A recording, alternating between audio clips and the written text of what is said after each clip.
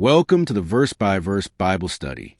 This week we look at the bizarre prophecies of Ezekiel chapters 4 and 5. Join us as Kevin takes us through these unusual scriptures. Okay, today we're going to talk about Ezekiel 4 and 5. First, read this, you think, what is this guy doing? And then it gets kind of bleak, but there's reasons for all of it. So let's just get this. We're going to be talking about four symbolic representations of the siege of Jerusalem. This is one that will take place. Now, remember, when Ezekiel's doing this, it's about 573. They're in Babylon by the river Chebar with all the exiles. So he's not even in Jerusalem. In fact, Ezekiel will never see Jerusalem again. So just to give it some context. Where have we been? I like to do this every once in a while, just so you kind of, when 7 days go by, sometimes you can't tie all this together. So where have we been?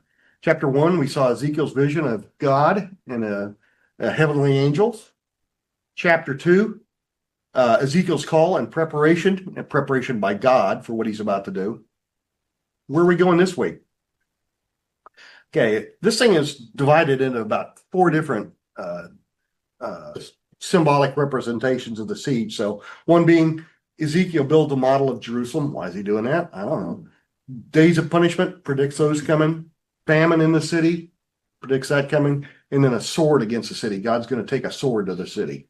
So, we're going to talk about verses 4, 1 through 3. Ezekiel builds a model of Jerusalem.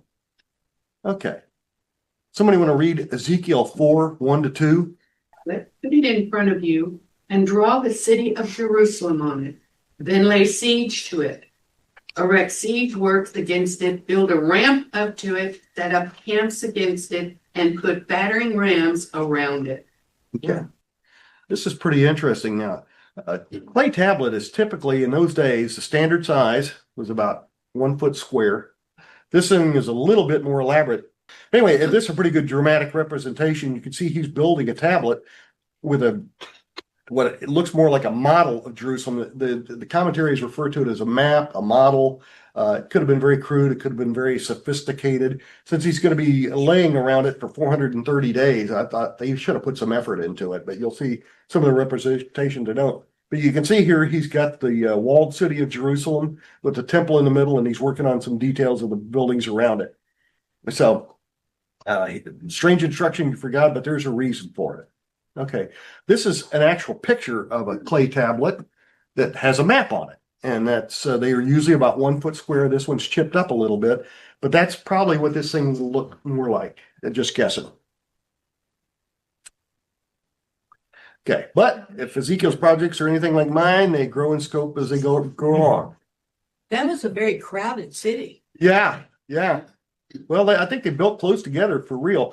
But I like this for the reason that it does show all the besieging features. The only thing I don't like about it, I didn't notice this until today when I was just looking over my presentation. If these are the Babylonians, they're the size of Nephilim because look at them compared to the wall. Yeah. So artificial intelligence is not accurate. It's so and I'll show you one other when we get to another slide. Things in the mirror appear larger than they have. Yeah. So, what you see here is you see him representing the soldiers around there, building up a mound of earth to get up to the top of the wall, a ladder or a ramp to get up to the top of the wall. Battering rams, and more specifically, camps of soldiers all around the walls. And these would have extended all the way around all four sides, or all the sides of the city. Because what they wanted to do, they didn't want to be besieging it on one side and having everybody leave on the other end. There's a method to this, and we'll talk about that in a sec. And there's two again. So it says we have the siege wall, the incline, we have the battering rams all along here, and we have the camp of the soldiers. And that, like I said, this would all been all around. Okay, the strategy of besieging a city. Okay, most towns of any importance have battlements or walls. Okay, and I guess you guys have probably walked the walls of Jerusalem, haven't you? Okay, you can tell me if I'm right on this stuff. Okay, Jerusalem and typically any other town had an outer wall of stone and an inner wall of brick or stone. Okay. This thing would have been about 50 foot high at least, and depending on terrain. And the middle, the 30 feet separating these two walls would have been filled with loose earth and rubble. Now, typically, I would think they would put down flat stones too to facilitate movement in muddy times or rainy times. But the reason for that big wide gap, you always wonder why in these forts they have such a large walkway, is because they, take every second man from this wall and put him over on this wall. Well, you have a large number of men moving, and they needed to get in there. You might even have horses, or in later years, you're going to have artillery and things like that. This goes on. We just visited Fort Ticonderoga and Fort William Henry last year up in New York, and they were Revolutionary War forts, and they follow the same type of strategy here. They dug a deep moat, and then they have an outer wall and an inner wall, and so that they can fire down over the outer wall, and then if they get inside, they still have another higher wall. So it's technology that went on into the 1800s. About 1900, they stopped building forts like these.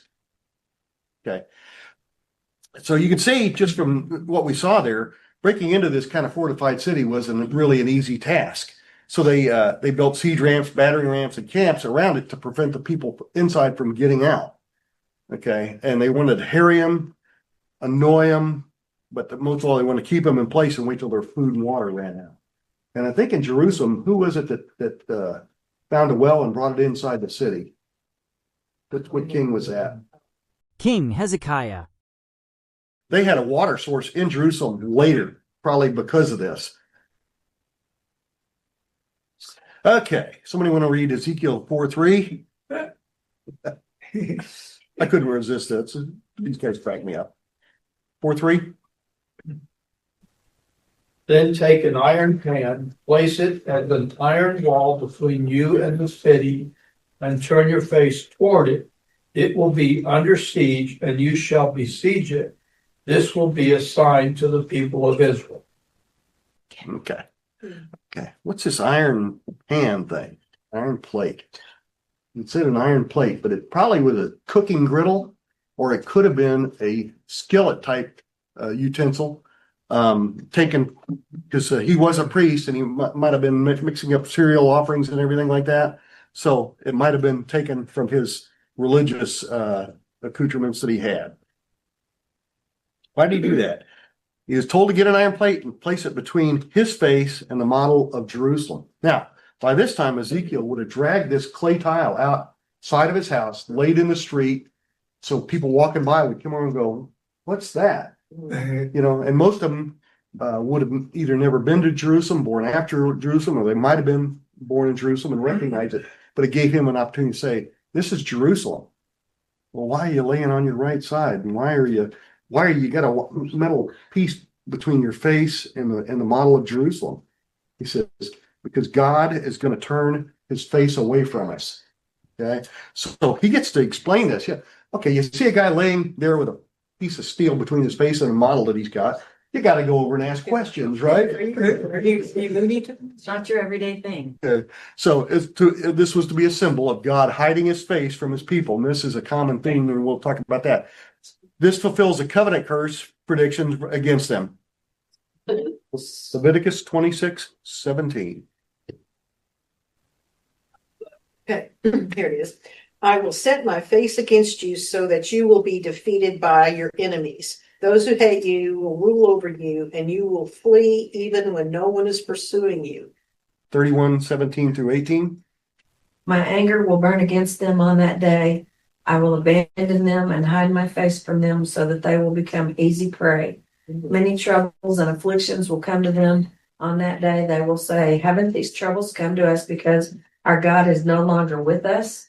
I will certainly hide my face on that day because of all the evil they have done by turning to other gods. Okay, Michael? I will hide my face from them, he said, and see what their end will be. For they are a perverse generation, children who are unfaithful. So here we have Ezekiel telling him these predictions were made 3,000 years ago, and they're about to come true. Okay, And it's a very good representation when you think about it of what was spoken about in the 5 books of the Torah. Okay. This whole enacted prophecy, and I'm going to use that word because that's what this is. This is an enacted prophecy. It's a sign that God has rejected them and separated himself from them. Okay. God promised this curse on the Israelites if they broke the covenant. Anybody want to read 28:50, Deuteronomy 28:52 to 57? They shall besiege you at all the gates until your high and fortified walls in which you trust come down throughout all your land. And they shall besiege you at all your gates throughout all your land, which the Lord your God is giving you. You shall eat the fruit of your own body, the flesh of your sons and your daughters, whom the Lord your God has given you, in the siege and desperate straits in which your enemy shall distress you. The sensitive and very refined man among you will be hostile toward his brother, toward the wife of his bosom, and toward the rest of his children whom he leaves behind, so that he will not give any of them the flesh of his children, whom he will eat, because there's nothing left in the siege and desperate straits in which your enemy shall distress you at all points. The tender and delicate woman among you, who would not venture to set the sole of her foot on the ground because of her delicateness and sensitivity, will refuse to the husband of her bosom and to her son and her daughter her placenta which comes out from between her feet, and her children whom she bears, or she will eat them secretly for lack of everything in the siege and desperate straits in which your enemy shall distress you at all your gates. Pretty grisly thing, isn't it? And we've seen evidence in history of this type of stuff happening. We've seen the Donner Party. We've seen, even in the Warsaw Ghetto, there were incidences of this. The Ukraine in the 1920s, whenever they had famine, there's pictures of people selling body parts for food, and it's just amazing. I can't ever personally imagine myself getting there, but I'm sure the people who did it couldn't ever imagine themselves getting there.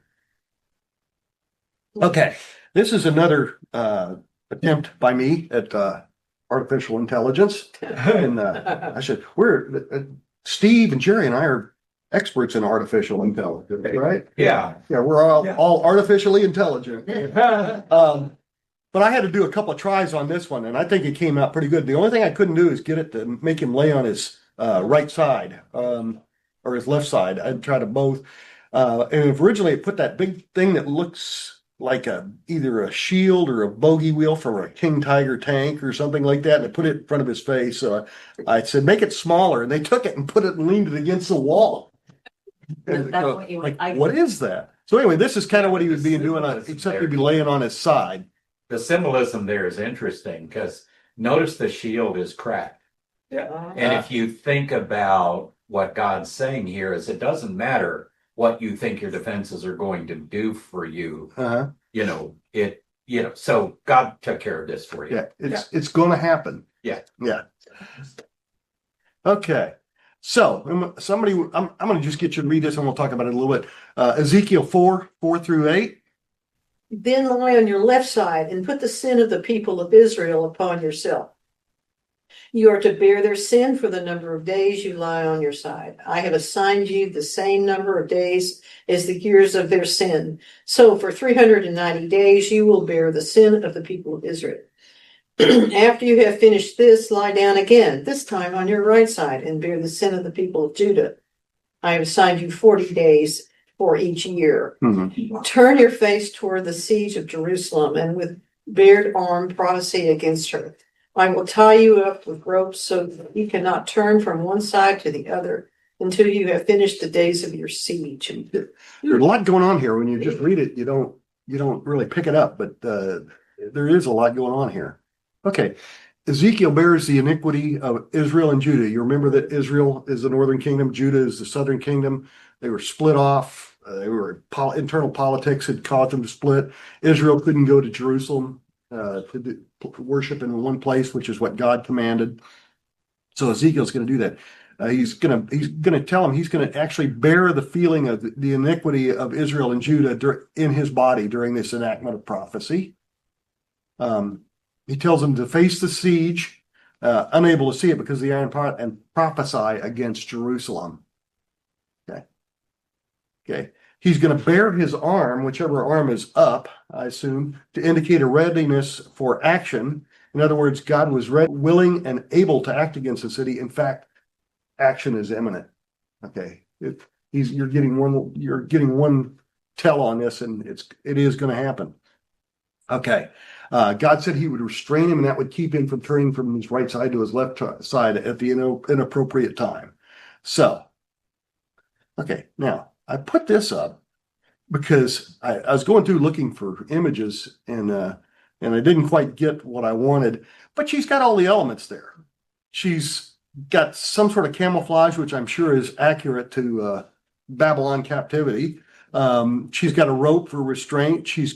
Let's see, what has she got here?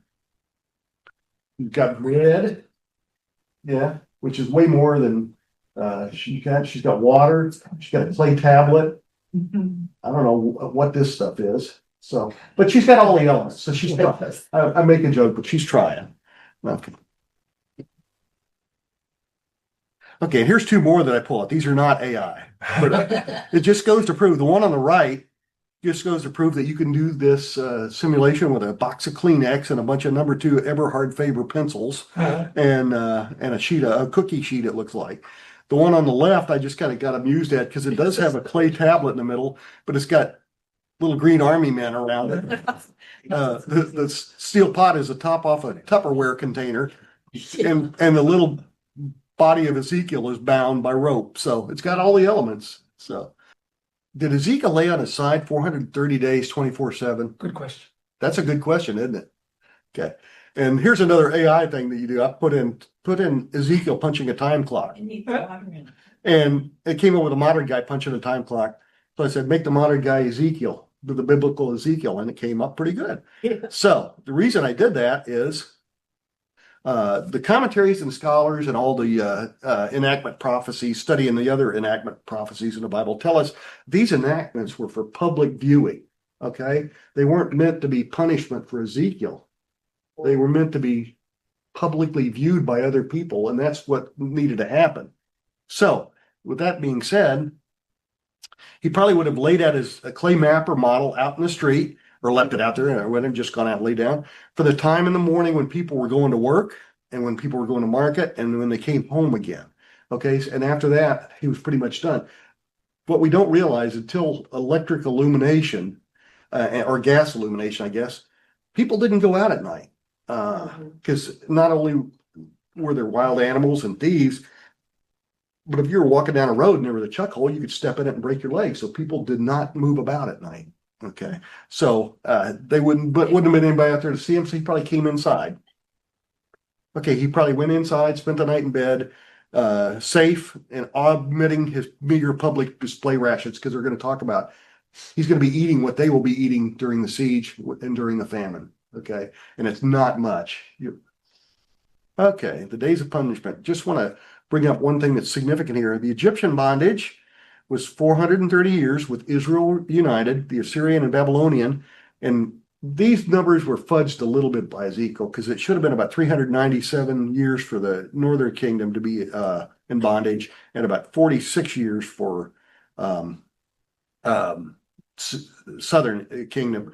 But he rounded them off for a reason, so they would match the 430 years. So they would say, oh, we remember the bondage in Israel. Okay, so that this is going to be very similar. Okay. Okay, famine in the city. Somebody want to read Ezekiel 4:9-11? Take wheat and barley, beans and lentils, millet and spelt, put them in a storage jar and use them to make bread for yourself. You're to eat it during the 390 days you lie on your side. Weigh out 20 shekels of food to eat each day and eat it at set times. Also measure out 1/6 of a hin of water and drink it at set time. Okay. Got it. Okay. So a couple of things here. Spelt is one of the lesser, it's a very low grade of grain, and it's not considered really edible, but he wanted them to put it in there because they're going to be in famine. They're going to be eating all sorts of things they shouldn't be eating. Barley is considered a low income grain. Okay. So it just in the ingredients here, it intimates that they're going to be hard up for good food. Well, if Okay. you're hungry enough, you'll eat it. Oh, yeah. Yeah. And I looked up just what that looks like. This is a day's rations for the people. Can you imagine yourself subsisting on that? That's not enough water really to keep you alive. No. Yeah. So a sixth of a hin is about a pint or 16 ounces, and 20 shekels of bread equals about 8 ounces. So that's not a lot of food. Does that look like a sixth of a hen to you? You're a good cook. Yeah, they described it, You know, that's 2/3 of a quart. That's two cups of water right there. That's not much. Not for For a day. I mean, my size especially, you need a lot more hydration. So people are going to be starving and dying of thirst. Now, he talks about cooking the bread, and he's going to take all his grains and mix them up and cook them on a little stove out there in front of people, and he's going to make them into a little bun that's about that size. So, but here's where the thing comes in, how he tells them to cook it. Somebody would read 4:12 through 13. Eat the food as you would a loaf of barley bread. Bake it in the sight of the people using human excrement for fuel. The Lord said, in this way, the people of Israel will eat defiled food among the nations where I will drive them. Okay. That would be really awful. Yeah, that would be terrible. Now, just by comparison, people still cook with cow manure today, and it's considered okay. And that's okay for the Israelites did it too. Because really all it is hay and some moisture. That's all they eat. So it's really nothing bad. But human waste, I can't imagine that wouldn't carry with it the risk of pestilence and disease and so forth. This is just something that's so reprehensible to the Jewish nation. They can't imagine, but God's punishing. He's going to punish them by making them do this. He didn't have to worry about anybody taking his food. Well, he's doing it because when he drives a third of them out, they're going to be among the Gentiles, and they're going to see these guys cooking with human waste, and they're going to go, man, they are low. You know, they're not good people or something like that. Okay, now you can imagine what Ezekiel's response was. So if someone want to read that, that's 4:14 through 15. Then I said, not so, sovereign Lord. I have never defiled myself. From my youth until now, I have never eaten anything found dead or torn by wild animals. No impure meat has ever entered my mouth. Very well, he said, I will let you bake your bread over cow dung instead of human excrement. I love this AI thing because I said just make Ezekiel look stunned and shocked at this request, and that's what that's pretty good. So God says, you're right. You've gone out of your way never to defile yourself, and I appreciate that, and you're my servant, and I'm going to provide you with cow dung. And I looked all over for this. Does that mean that just Ezekiel is going to get cow dung? I think so. I think he's going to provide cow dung like he provided manna in the wilderness. So everybody else is going to have to cook over human waste still. Okay. He said it. He's made his points. He's given them cow dung. Okay. Okay. Last verses in the chapter, 4:15 through 17. He then said to me, Son of man, I will cut off the supply of food in Jerusalem. The people will eat rationed food in anxiety and drink rationed water in despair, for food and water will be scarce. They will be appalled at the sight of each other and will waste away because of their sin. Okay, thank you. Yeah, because of their iniquity may be the four most important words in these two chapters. Okay, this is all brought on by themselves and their inaction and inability to become the city of God, unwillingness to become the city of God. Okay, and I thought that came out pretty good there. There's people that are skinny. They're showing them, kind of not taking much action because they're hungry and they're already getting skinny, but it's going to get worse. Ezekiel 5:1 through 17. This is a section that they consider a sword against the city. Okay, and this is what I came up with. So if somebody want to read Ezekiel 5:1.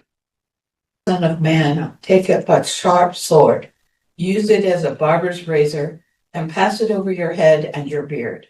Then take balances for weighing and divide the hair. Okay. Now I started not to use this, and then I got to looking at it and I go, these guys with the big beards, it must have been tough to cut their beards. Even if I wanted to shave this thing off, it'd take me about 4 or 5 passes, I think. But the way this sword, if you can see, he's actually got 2 swords and one has a groove in the middle of it. So they probably put their hair through the groove and then chopped with the other sword. Yeah, this hurt. Yeah. So, and that's, if you had a lot of hair, that might be the way you have to do it. I don't know if did they have scissors back then? I don't know. No, so. They were probably a luxury if they did. Okay, so the symbology of this is pretty, whenever you hear of a sword, the audience is going to understand that warfare is coming and somebody's going to die. It's a harbinger of an upcoming battle. Okay, that someone was the people of Jerusalem. Okay, they didn't know that yet, but they knew that he was talking about something bad was going to happen. Okay, he's instructed to shave his hair and beard using scales to weigh. That's interesting. To equally divide the hair into 3 parts. Okay. Now, it's not to determine, each pile doesn't determine the number of people in each group, but it's to depict God's thoroughness and his exactness, his planning, and, his preciseness. This isn't something he's just going to throw out there. He's planning it. It's going to happen. He's got precision to his thought. Kevin? Yeah. So if he's cutting all this hair, the hair will die immediately. And he's dividing it into 3 parts to represent some kinds of thirds of what? People? Yeah, I'm getting there. No. Thank you for asking. But it's not the number of people. The piles, the number of hairs in a pile don't determine the number of people. That's what he's doing there, is trying to show that God has a plan and he's being very precise. Okay. So to your point, yeah, there's 3 groups of people. But he's going to also, after he divides them, here's another AI error. There's 3 piles of hair, and he's still got his beard. He's still got his hair. Maybe it just through that. Maybe God. Yeah. There you go. I started to modify this if they make Ezekiel bald, and no beard. But I thought, yeah, that's such a good picture. I just thought I'd leave it there and have fun with it. So you can see, he's actually was instructed. Here, let me just go ahead and read this. This is Ezekiel 5:2-4. You shall burn with fire 1/3 in the midst of the city when the days of the siege are finished. Then you shall take 1/3 and strike about it with the sword, and 1/3 you shall scatter in the wind. I will draw out a sword after them. You shall also take a small number of them and bind them in the edge of your garment. Then take some of them again and throw them into the midst of the fire and burn them in the fire. From there, a fire will go out into the house of Israel. Boy, there's a lot of imagery here. Okay. So these are 3 groups of people. So you got that correct. The first pile of hair represents those who will die by pestilence, and fire represents the fever that usually accompanies pestilence. This group will die when the days of the siege are finished. Okay. The first pile of hair represents who will die by pestilence. We just talked about it. But when you hear fire, think disease. Another 1/3 will be struck by the sword. In other words, when those Babylonians come in, they're going to be so frustrated after having held out for 2 years that they're going to just kill people for the heck of it. He's told to scatter the final 1/3 to all the winds, and he would pursue them by the sword. In other words, they're going to go into exile. Okay, and he's probably going to send guys to harry them, and maybe kill some more by the sword. But those people who are being dispersed are not necessarily the blessed ones. They're not all going to make it. And that's indicated. Remember, he told them to put a small few hairs in the hem of his garment. And then he's going to tell them to take some of that out sometime and throw it out and burn it. Okay, so they're going to die of pestilence and fever too. So it's going to be a very small portion of people that are going to survive this. Well, Kevin, that's the way they used to, when anything happened, any disease or anything, they had no drugs, so they burned everything down. Yeah. Just burn it. That was the way to kill the whatever disease there was. Thank goodness they don't do that now. No, well, yeah. since we had COVID, we're glad they didn't do that. Yeah, right. Kevin, cross-bladed scissors were invented by the Romans about 100 AD. There you Okay, go. So so they not aren't in they aren't there Ezekiel's yet. then. Aren't they smart? So that's a pretty brutal way to cut your hair, though. I think with two swords, but that's a That's probably why they grew long beards. lots of slip, Yeah. completely left. That's probably where that saying came from. Okay, we're done with that. Okay, somebody want to read Ezekiel 5:5-8? This is what the sovereign Lord says. This is Jerusalem, which I have set in the center of the nations, with countries all around her. Yet in her wickedness, she has rebelled against my laws and decrees more than the nations and countries around her. She has rejected my laws and has not followed my decrees. Therefore, this is what the sovereign Lord says. You have been more unruly than the nations around you and have not followed my decrees or kept my laws. You have not even conformed to the standards of the nations around you. Therefore, this is what the sovereign Lord says. I myself am against you, Jerusalem, and I will inflict punishment on you in the sight of the nations. You know, have you ever said to yourself, I wonder if the man upstairs is angry with me? Yeah. Is there any doubt here? Going, I don't think I want to be chosen anymore. No. Well, we'll get into chosen here in a minute. So, a lot of stuff in here.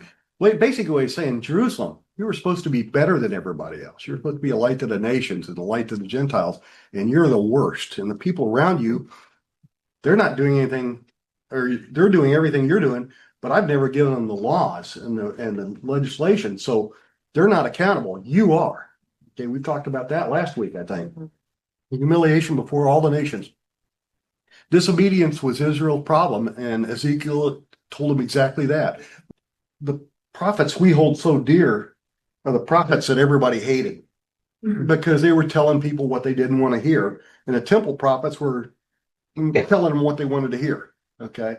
Because they wanted to remain temple prophets. Okay. Well, you think about it, that's kind of an illustration for today. Oh, People love the people that tickle their ears and make them feel good. Oh, yeah. All's good, but the people that tell the truth of what the Bible really says, they're not quite as happy with it. that's humanity throughout the Yeah. ages. Okay. Well, I just have to reiterate that so we remember it. Okay. It was great. Their shame and disgrace was greater than all the other nations because they had the statutes and laws given by God, and the pagan nations didn't. Therefore, their punishment is going to be greater. Okay. He's, I forgot to put a quote on the end of that. God appropriately declares the punishment will take place in sight of all the nations. Okay. Somebody want to read 5:9-10? This is perhaps one of the more interesting passages historically. Because of all your detestable idols, I will do to you what I have never done before and will never do again. Therefore, in your midst, parents will eat their children, the children will eat their parents. I will inflict punishment on you and will scatter all your survivors to the winds. Yeah. So he's going to punish him like he will, it will be so bad that he will never punish anybody that bad again. Okay. But he's talking about cannibalism there. It's going to get so bad that families will eat members of their own family. Okay. And I looked up if there's any archaeological evidence of cannibalism.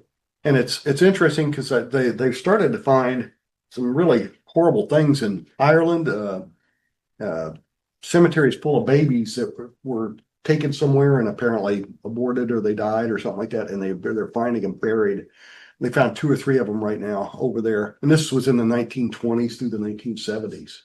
So, and then I was reading another one. They found in the Aztec part of the world, they found a pit that had 30 children who obviously were killed and sacrificed. And I'm like, man, this is terrible. So, gotta, as bad as it is, we gotta be glad we live in the age we live in. But anyway, I just typed in archaeological evidence of cannibalism in Jerusalem. Okay, excavations at sites like the city of David have revealed human remains with cut marks indicative of butchering.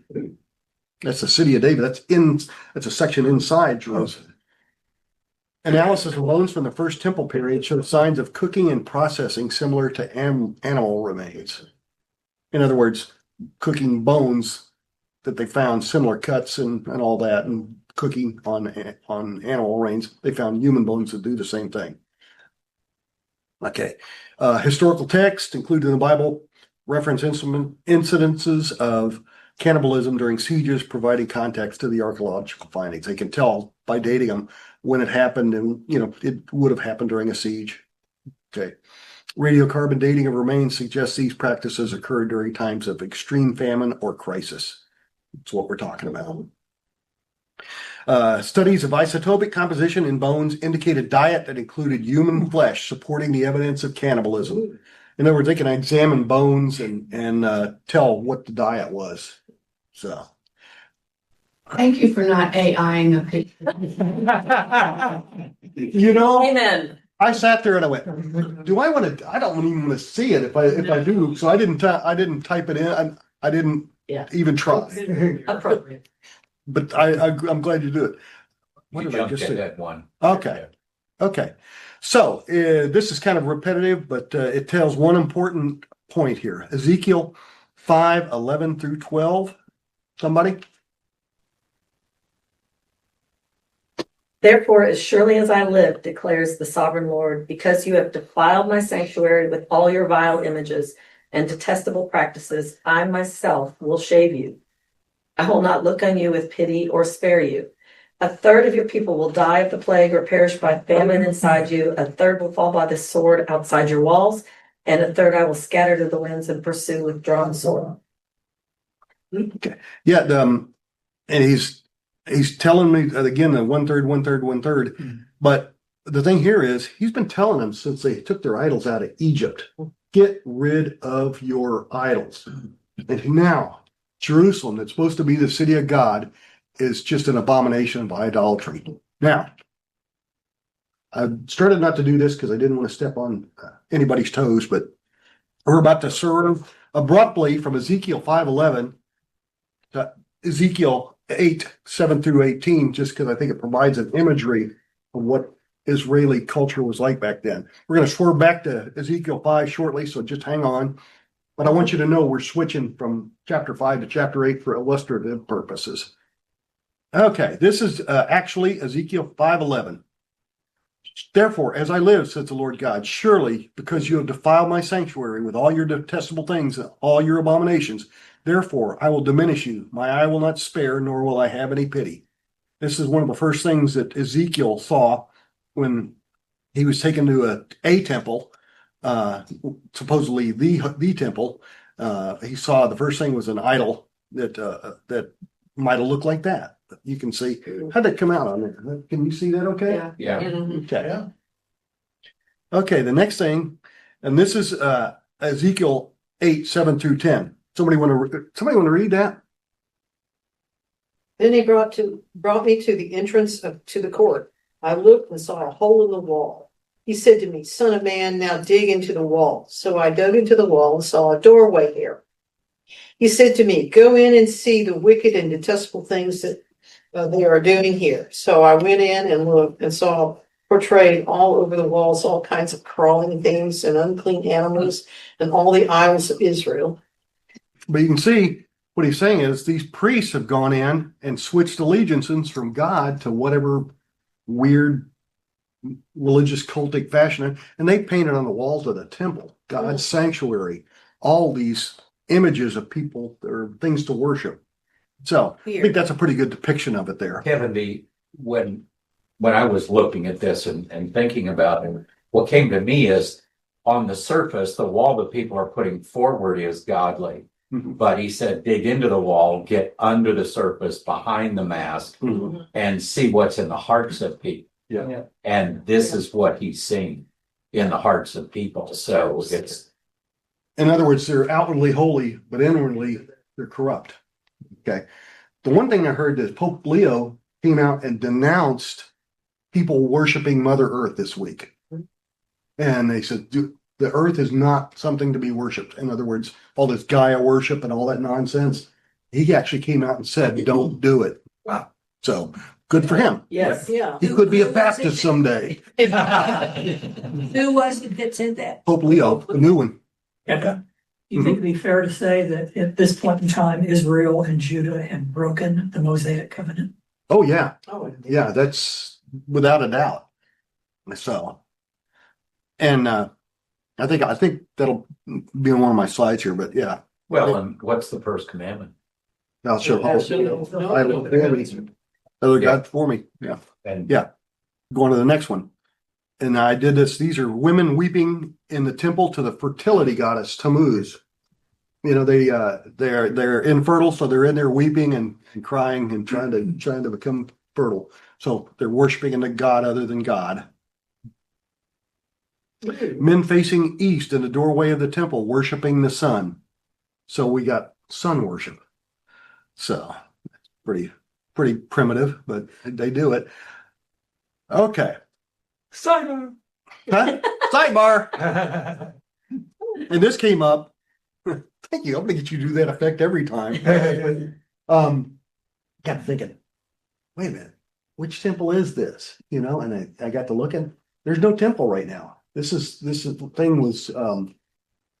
prophecy was in 573. The first temple had been destroyed for 13 years, destroyed by Nebuchadnezzar when he came in. And the next one won't be built until they go back out of captivity and build. Who's the king that will build? Zephaniah? Who built it? It went back and it took him 80 years to rebuild the temple. Mhm. Zechariah. Is that Zechariah. Zechariah? Okay. So there's no temple right now. What temple is he in? Is it a past temple? Is it a future temple? What timing are you talking about? Ezekiel 4 and 5? Yes. Yes. Okay, my understanding is that there has been an exile from Jerusalem, but perhaps King Zedekiah is still there, and so it hasn't been totally wiped out yet. No, but they don't have a temple. I think they do. Not in When exile. did the temple get destroyed? They will not build a temple until they're back about 80 years, all back from. No, when did That's the right. Babylonians destroy the temple? Well, Nebuchadnezzar destroyed the first one 13 years before this prophecy. Babylonians will come back. The Babylons are coming back again. Yeah, they'll come back again and destroy it. So you're saying this is after King Zedekiah was No, before. before? This is between the first and the second temple. The first temple had been destroyed. The second one hadn't been built. The first temple was destroyed when the Babylonians, when Nebuchadnezzar came in and destroyed Jerusalem. Yeah, well, he destroyed the temple specifically, raised it down to bedrock. And I don't know what he did to the rest of it, but he moved everybody. I don't think he destroyed it the first time because the Babylonians were going to come in and take it over. And he did destroy it in the second time, which is what we're talking about right now. I'll check, but all this prophecy is about destroying Jerusalem. Yes, But that already happened, or it hasn't happened? this will happen in the future. He's prophesying it. So this is part of like a message from God that he's seeing all these things. But Mhm. it's not really while he's alive, it's not really a temple that he's in. There is not at the time of this prophecy, there is not a temple. There will be a temple in the future. Am I hearing you right? Yeah, it's My head's like kinda a clogged, vision what Ezekiel is going through with God Mm-hmm. in the temple and stuff. Seeing Yeah. all these things. Well, that's the point, and that's why it's so confusing here. And I got confused. That's why I started looking it up. Mhm. Which temple is this? There's no temple right now. First one's been destroyed. Second one hadn't been built. So that's what's confusing to me. And There were two exiles from Judea. yes. They took the officers and King Mm-hmm. Jehoiakim, or Jehoiachin, they took them to Babylon. But they still left people there, Mhm. and then King Zedekiah was the king. Mm-hmm. Then they rebelled, and then Nebuchadnezzar came in and totally destroyed everything. Yeah. I thought that's when the temple was destroyed. No, it was destroyed the first time. Okay, so does that Because make when they- sense?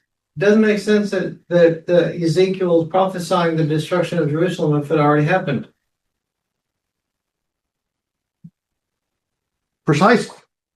It had not been destroyed yet, but the temple has. All right. Homework. Okay. Yeah, homework is raised. Huh? Homework. Okay. I don't know if we just confused everybody or not. I'll see about a temple. It's okay. Okay. It's not Solomon's temple, not the first temple. That temple was destroyed 13 years prior to Ezekiel prophesying this. It's not Zerubbabel's temple, as this was built after the return from Babylonian exile. That temple was much smaller and does not match Ezekiel's description. So this prophecy does not play out in this temple. Okay. Most confusingly, there's no temple standing in 573 BC when Ezekiel made this prophecy. Babylonians had razed it to bedrock. That was during the Flintstonian era in 586 BC. I was wondering if anybody was going to get that. Oh, you are so funny. Okay. Christ would not preside. We know it's not the third temple because Christ would not preside over an abomination in the millennial temple, right? So is that Flintstonian called a covenism? Yes. Okay. You got to be careful about that. The people not understand a Keelonism versus a Kevinism. Okay. My best guess is this is a picture of the spiritual corruption of Israel. Yeah. Okay. And I went on a real sidebar on this one, trying to figure out what was going on. So I think he's just given Ezekiel a picture of how deep the corruption is of the Israeli people. It wasn't about the physical Okay. people, it was about the But whatever. The spiritual too. Oh, cool.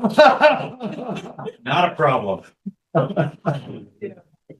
Okay. Steve Goodner will tell you when he gets. I think that's when you're on deck for 8. Yeah, send your questions in ahead of time. Yeah. Yeah. So now we're swerving back to chapter 5. Okay. And Hands inside the vehicle. what's that? Keep your hands inside the vehicle. Yeah. Grab the safety bar and keep your hands inside. Ezekiel 5:12. Somebody want to read that? It's kind of repetitive, but A third of your people will die of the plague or perish by famine inside you. A third will fall by the sword outside your walls. And a third I will scatter to the winds and pursue with drawn sword. okay. Kind of says it all. It's a repeat, but it tells you it's going to happen. If he says it 2 or 3 times, you know it's going to happen. Okay. Ezekiel 13 through 14. This is talking about the nations around him. I forget who brought that point up, but the nations around him are going to be looking at this and going like, wow, how the mighty have fallen. So somebody want to read that? Thus shall my anger spend itself, and I will vent my fury upon them, and satisfy myself. And they shall know that I am the Lord, that I have spoken in my jealousy, when I spend my fury upon them. Moreover, I will make you a desolation, and an object of reproach among the nations, all around you, and in the sight of all who pass by. Okay. So here's Jerusalem that was supposed to be the light of the world and a light to the Gentiles, and they were supposed to be exalted. But everybody's going to be looking down and going, man, how the mighty have fallen. Those guys, they got wasted down there, you know. So, and it just pretty good representation of all the nations looking down on them. Okay. So let's finish it up. And this is how bad it will get. Yeah. You can see bodies laying around. You can see people starving. You can see wild animals. Just standing there. Yeah. Goodness. Yeah. It's amazing that guy's standing. You know what I thought about when I saw this is the people are going to be so emaciated the animals won't eat them. I'm not eating There's that. nothing, they don't want just bones. Hey, I'm just looking at the size of that rat. That's a big one. Yeah. That is a big rat. So if somebody wants to read this, then we can. But 15. 15 to the end. You will be a reproach and a taunt, a warning and an object of horror to the nations around you when I inflict punishment on you in anger and in wrath and with stinging rebuke. I, the Lord, have spoken. When I shoot at you with my deadly and destructive arrows of famine, I will shoot to destroy you. I will bring more and more famine upon you and cut off your supply of food. I will send famine and wild beasts against you, and they will leave you childless. Plague and bloodshed will sweep through you, and I will bring the sword against you. I, the Lord, have spoken. You know, he's not very happy. No. Whoa, he's telling it like it's going to be. So why is he placing such a heavy emphasis on the sin and punishment of Jerusalem? I think we all know the answer to this, but Make them wake up. yeah. Yeah. Well, Jerusalem was the holy city. It was God's sanctuary. He said, everybody go to one place and worship, and that one place is going to be in Jerusalem. So that site has to be impeccably holy. If it's going to be one site and it's going to be my site where I sit or I reside at times, it's got to be impeccably holy, and it wasn't. Okay, God's name dwelt there. And we can read that if somebody wants to look up 1 Kings 8:29. May your eyes be open towards this temple night and day, this place of which you said, my name shall be there, so that you will hear the prayer of your servant prays toward this place. Yep, there we go. Okay. It should have been a place of righteousness and a light to the Gentiles, but it become full of idolatry. I don't know whether we want to read this, but I would recommend this. 2 Kings 23, 4-14. That's when Josiah restored the true worship. It talks about all the idols and all the other gods that he destroyed, and it's a pretty extensive list. So write that down and read it this afternoon, and you'll realize how bad Jerusalem had become. Jerusalem had failed in its calling, and I took this quote directly out of the commentary. Jerusalem, the city, people of the city of I stuttered there. The city of a chosen people was unwilling to respond in its special place in God's plan. Takeaways.